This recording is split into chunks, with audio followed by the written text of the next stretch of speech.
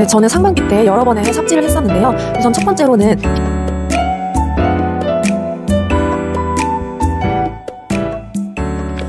상반기에 후회되는 것들이 있으시다고 하셨는데요. 다시 돌아간다면 어떻게 하고 싶으신가요?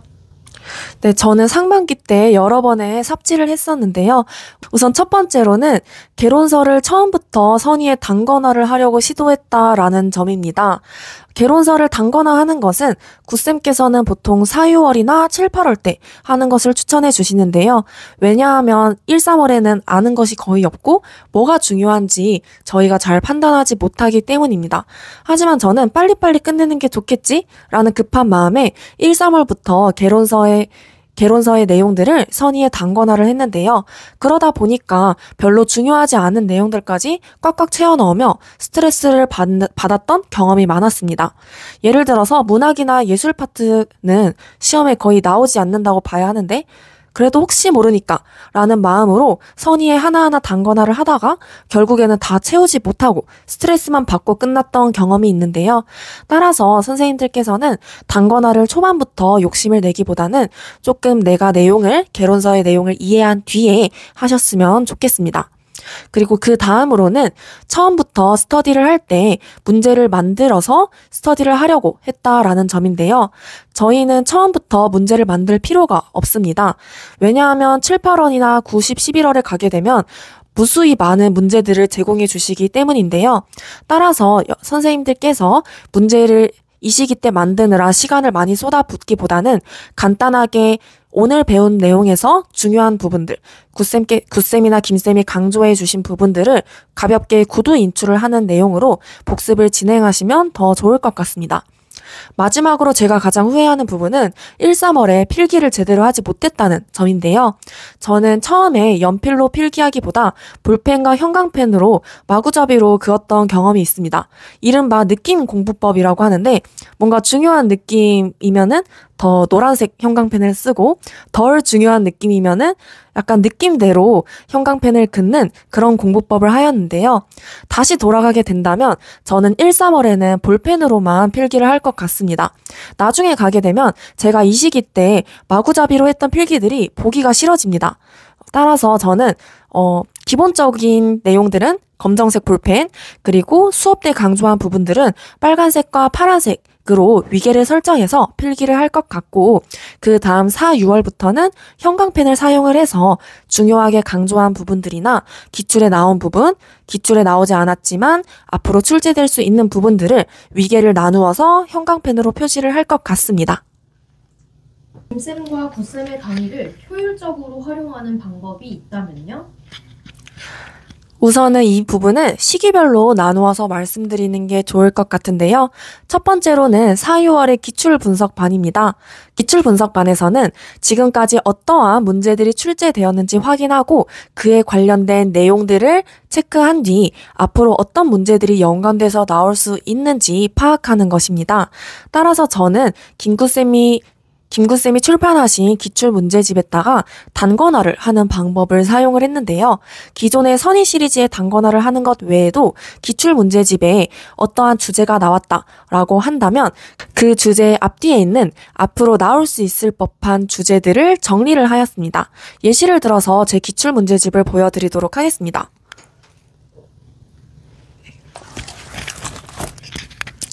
네, 이거는 2018학년도 기출 지문인데요.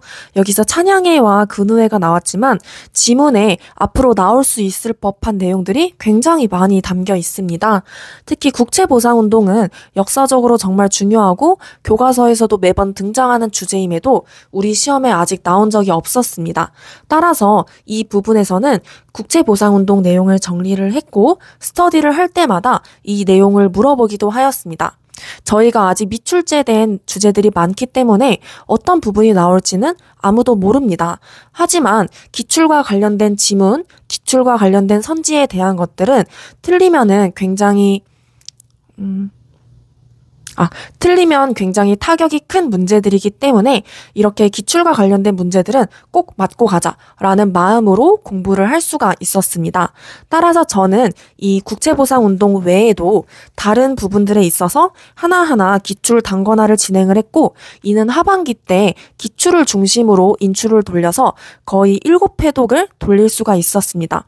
이번 시험에서 기출의 중요성이 점점 더 커지고 기출을 기반으로 한 문제가 많이 출제되었기 때문에 선생님들께서 4, 6월에 기출 분석을 확실하게 하고 이 부분들을 나중에 인출을 할 때 유용하게 써먹었으면 좋겠습니다.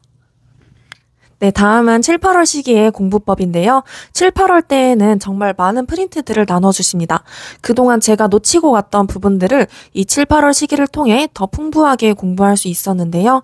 예를 들어서 서양사 같은 경우에는 저희가 메인 개론서가 아닌 사료로 읽는 서양사 자료들을 발췌해서 제공해 주십니다. 저는 초수생이었기 때문에 서계나 서강자 이외에 다른 책들을 읽을 시간이 없었습니다. 따라서 김쌤께서 중요한 내용들만 선별해서 제공해 주시는 사료를 읽는 서양사 자료가 정말 큰 도움이 되었는데요. 이번 시험에서 나온 켄투리아회 문제도 여기 사료를 읽는 서양사에서 나왔던 문제들이었습니다. 또한 한국사와 동양사는 굿쌤께서 기본 연습용 문제들을 많이 제공해 주셔서 기입형 문제에 대비할 수 있도록 공부를 할 수가 있었는데요.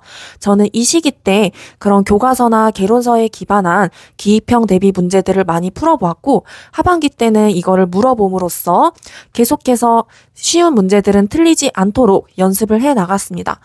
따라서 이번 시험에서 나왔던 밀립대학 운동의 사회주의와 야학과 강습소 문제들은 여기 연습용 문제에 나왔기 때문에 어렵지 않게 맞출 수가 있었습니다. 따라서 7, 8월에 주시는 프린트들을 그날만 공부하고 가는 것이 아니라 이 시기 때 확실하게 정리를 해서 하반기 때 인출을 위한 유용한 자료로 삼았으면 좋겠습니다. 마지막으로 저희가 모의고사를 보는 9월, 10월, 11월 시기에는 모의고사를 확실하게 이용할 수 있는 그러한 공부법들을 하였습니다.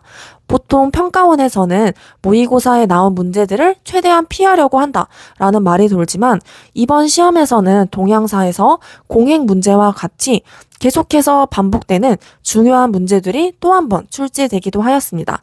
그리고 이러한 부분들은 모의고사에서 출제가 된 부분이었습니다. 모의고사의 문제들을 다 맞을 필요는 없지만 내가 모의고사에서 틀렸던 부분, 그동안 몰랐던 부분들을 꼭 체크하고 넘어가셨으면 좋겠습니다.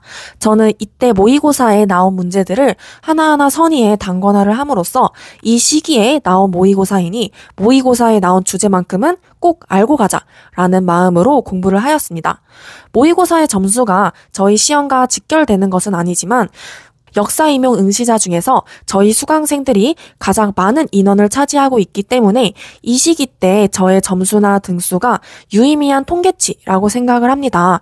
이때 내가 부족한 점들을 잘 잡고 가야지 시험에서 당황하지 않고 문제를 풀 수 있을 것이라 생각이 듭니다. 한자 실력이 마법천자문 전권 소지 경력 정도라고 하셨는데요. 한자를 어려워하는 다른 분들에게도 어떻게 공부하면 좋을지 추천해 주신다면요? 네, 저의 한자 실력은 정말 처참했습니다. 4, 6월에 기출문제를 풀 때 한자 사료만 나오면은 꾸벅꾸벅 졸던 기억이 나는데요.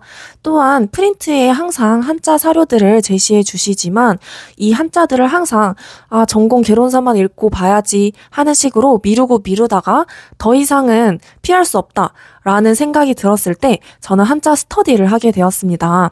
저처럼 어릴 때부터 서예를 하거나 구몬 한자를 하지 않은 사람들은 한자를 따로 강제성을 부여하지 않으면은 계속해서 까먹습니다. 따라서 저는 강제성을 부여하기 위하여 한자 퀴즐렛 스터디를 진행을 하였는데요. 김구 카페에 올라온 4인 한자 스터디에 참여하게 되었습니다. 이 스터디에서는 퀴즐렛을 활용해서 한자 스터디를 하는 것이었는데요. 우선은 선생님을 위한 시리즈와 기출문제집에 나온 한자들 중 관직명, 명사, 동사 또는 자주 나오는 인명, 지명, 서정명 등을 정리를 하여서 4명이 각각 파트를 나누어서 일주일에 한 번씩 퀴즐렛에 업로드를 하는 식으로 공부를 하였습니다. 이때 업로드한 한자들을 그래도 체크를 하기 위해 한국사와 동양사 수업이 있는 수요일과 토요일에 10분에서 20분 정도의 시간을 내어서 따로 인출을 번갈아 가며 하는 시간을 가지게 되었는데요.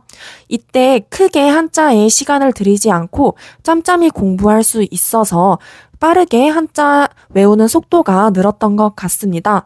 이렇게 따로 한자를 외우는데 강제성을 부여하다 보니 어느 순간 한자를 보는 데 있어서 익숙해지는 느낌을 받게 되었습니다. 물론 한자를 외운다고 한자 사료 문제를 바로바로 풀 수 있는 것은 아닙니다.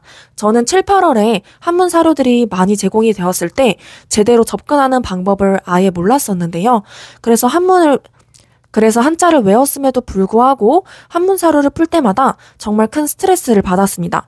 그때 구쌤이 상담에서 7, 8월이 지나고 9월 모의고사쯤이 되어야 그나마 한문 사료를 읽는 노하우를 터득하게 된다라고 이야기를 해주셔서 저는 다른 선생님과 함께 한문 사료에 접근하는 스터디를 추가로 진행을 할 수 있었습니다. 이 스터디 역시 크게 시간을 소요하지 않는 형태로 10분에서 20분 정도 기출문제나 7, 8월 프린트에 나오는 한문 사료에 어떻게 접근하면 좋을지 공부를 하였는데요. 이 한자만큼은 꼭 알아야 된다. 또는 이 출처를 알면은 이 시대가 어떤 시대인지 접근할 수 있고 이 단어를 통하여 우리가 어떤 문제인지를 파악할 수 있다. 이런 식으로 힌트를 통해 한자 사료 문제에 접근하고 그 답안을 추론해 나갈 수 있는 방법을 터득할 수 있었습니다. 이번 시험에서는 한문사료 문제가 2점짜리로 나왔지만 앞으로는 다시 원래대로 8점짜리로 출제될 수 있는 가능성이 높기 때문에 한자사료 문제는 꼭 놓지 않고 가셨으면 좋겠습니다. 초수생으로서 스터디를 운영하고 구성하는 것이 힘드셨을 것 같은데요. 초수생들에게 추천하는 스터디 운영 및 구성 방법이 있으신가요? 네, 우선 초수생으로서 스터디를 구하는 데 있어서 정말 서러웠습니다. 아는 것이 거의 없기 때문에 다들 초수생과 스터디를 하는 것을 꺼려하는데요. 저는 그래서 전공 스터디는 1년 동안 꾸준히 초수생인 선생님과 함께 했습니다. 초수생과 하면은 좀 시간도 오래 걸리고 더 핸디캡이 많을 것이라고 생각할 수 있지만 오히려 저는 초수생 선생님과 스터디를 함으로써 같이 못하고 같이 성장함으로써 더 뚝딱거리며 재미있게 스터디를 할 수 있었던 것 같습니다. 따라서 어떤 사람과 스터디를 하느냐는 그 사람이 얼마나 성실하고 얼마나 열심히 공부를 하는 자세가 되어 있느냐에 따라 달려 있다고 생각이 듭니다. 그래서 저는 초수생 선생님과 함께 스터디를 하는 데 있어서 크게 욕심을 부리지 않았습니다. 상반기 때에는 그저 아침에 전시 복습 스터디를 진행을 하였는데요. 전날에 배웠던 내용 중에 김쌤과 구쌤이 강조하시는 내용들을 번갈아 가며 5문제씩 출제를 하였고 이렇게 구두 인출을 하다 보니까 따로 스터디를 할 때 문제를 만드는 등 많은 시간이 소요되지 않아서 효율적이었습니다. 또한 저는 당일 복습이 굉장히 중요하다고 생각이 드는데요. 저는 하반기 때 막판에 몰아서 스터디를 하기보다는 초반부터 꾸준히 인출을 진행을 하였습니다.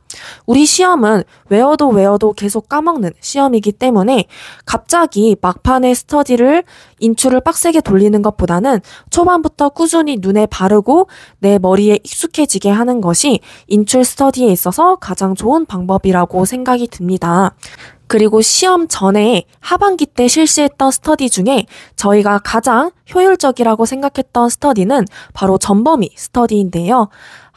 90, 11월에 가게 되면은 저희가 수업의 양이 줄어들게 되고 자습 시간이 많아지게 되면서 저희도 스터디를 더 많이 돌리게 되었습니다. 하루에 4시간에서 5시간의 시간이 주어진다면 그 시간 동안 전범위 내용들을 훑어보는 것인데요. 하루 안에 어떻게 한 과목의 전 범위를 보냐라고 생각하실 수 있지만 저희는 이때 기출문제집과 7, 8월 프린트를 주 교재로 삼았습니다. 따라서 기출문제집에 나왔던 내용 중에 이 지문의 빈칸을 뚫어서 물어본다든지 아니면은 미출된 주제들을 물어보면서 최대한 효율적이고 빠르게 인출을 돌리려고 했습니다. 왜냐하면 한 주제를 배우면 이 전에 배웠던 내용들을 계속해서 까먹기 때문에 계속해서 계속해서 공부하는 양을 늘려감으로써 한 번에 어느 주제를 물어보든 어느 시대를 물어보든 답할 수 있는 것을 이 시기 스터디 목표로 삼았습니다. 저희가 시험을 볼 때 한 시대는 많아봤자 2점에서 4점밖에 나오지 않는데 한 시대만 하루 몇 시간 동안 공부하고 있는 것은 비효율적이라고 생각했기 때문입니다. 특히 저희는 초수생이었기 때문에 막판 시험 2주 전에 이러한 전범위 스터디를 실시한다면 늦을 것이라고 생각을 했습니다. 따라서 9월부터 꾸준히 전범위 스터디를 매주 진행할 수 있었고 기출과 7, 8월 프린트는 각각 7번씩 읽고 들어갈 수 있었던 것 같습니다. 12월 2차 공부에 대해 후회가 있으시다고 들었습니다. 그 후회를 바탕으로 12월에 추천하는 2차 준비 방법은 무엇인가요? 네, 저는 12월에 김쌤과 굿쌤이 하지 말라는 행동들은 모두 하였습니다. 김쌤과 굿쌤은 12월에 미리 판서 노트를 만들어 놓고 교과서 분석을 다 끝내야 하고 나만의 수업이나 면접 만능틀을 만들어 놓으라고 하셨는데 저는 12월에 이것들을 하나도 하지 않았습니다. 1차가 끝나는 해방감에 매일같이 약속을 잡아서 놀러 다녔는데요. 특히 수업 실현도 그냥 조건만 맞추면 되지 라는 식으로 선생님을 위한 시리즈의 주제만 실현하는 것을 목표로 삼았고 면접에 있어서도 대충 추상적인 어휘들을 사용하면서 시간만 채우는 것을 목표로 삼았습니다. 그러다 보니까 1월이 되었을 때 다른 선생님들에 비해서 하나도 준비가 되어 있지 않는 저의 모습을 발견을 하게 되었고 1월부터는 하루에 스터디를 3개씩 돌리면서 발등에 불이 떨어지듯이 빡세게 스터디를 돌렸는데요. 제가 만약에 12월로 다시 돌아간다면 이 시기에 어떻게 수업을 구성할 것인지 나만의 무기들을 만들어 놓을 것 같습니다. 나만의 네이밍이라든지 아니면 내가 수업을 사용하는 데 있어서 교직관을 어떻게 드러내는지도 고민할 것이고 또한 교과서에 있는 탐구 활동들을 꼼꼼하게 살피려고 노력했을 것 같습니다. 특히 이번 2차 시험에서 동학농민운동이라는 주제는 금성출판사에 관련 사료가 그대로 나와 있었기 때문에 최대한 여러 종의 교과서를 탐구 활동을 꼼꼼히 보는 것이 중요한 문제였습니다. 따라서 저는 12월로 다시 돌아가게 된다면 다양한 교과서 출판사를 가지고 와서 여기에 있는 탐구 활동들로 어떠한 발문이나 상호작용을 할 것인지 고민할 것 같습니다. 마지막으로 이 영상을 보고 계실 역사교사를 꿈꾸는 이들에게 한 말씀 부탁드립니다. 네, 마지막으로 이 영상을 보고 계시는 선생님들께 드리고 싶은 한마디는 절대 중간에 포기하지 말라는 말씀을 꼭 드리고 싶습니다. 만약에 제가 직강을 다니지 않았더라면 2월에 공부를 그만뒀을 것 같고 또한 스터디를 하지 않았더라면 중간에 공부를 포기했을 수도 있습니다. 하지만 가장 중요한 것은 마지막까지 멘탈이 흔들리더라도 포기하지 않고 공부를 이어나가는 마음가짐이라고 생각이 듭니다. 저도 공부를 하는 데 있어서 머릿속에 들어오지 않는 슬럼프도 왔었고 다른 친구들이 경제활동을 하고 있는 것이 부러워서 왜 나는 대학원에 갔을까? 왜 나는 임용판에 뛰어들었을까? 하는 그런 후회들도 많이 했는데요. 결국에는 포기하지 않고 마지막 레이스를 완주할 수 있었던 것 같습니다. 그래서 선생님들께서 7, 8월에 무덥고 지칠 때 힘이 들거나 또는 마지막에 모의고사를 보며 점수에 좌절을 할지라도 끝까지 포기하지 않고 스터디를 돌리고 학원에 나가면서 교사라는 꿈을 잊지 않고 달려나가셨으면 좋겠습니다. 언제든지 도움이 필요한 부분이 있다면 저희 합격 수기에 댓글 남겨주시면 최대한 도움이 가는 선에서 답변 드리도록 노력하겠습니다. 감사합니다.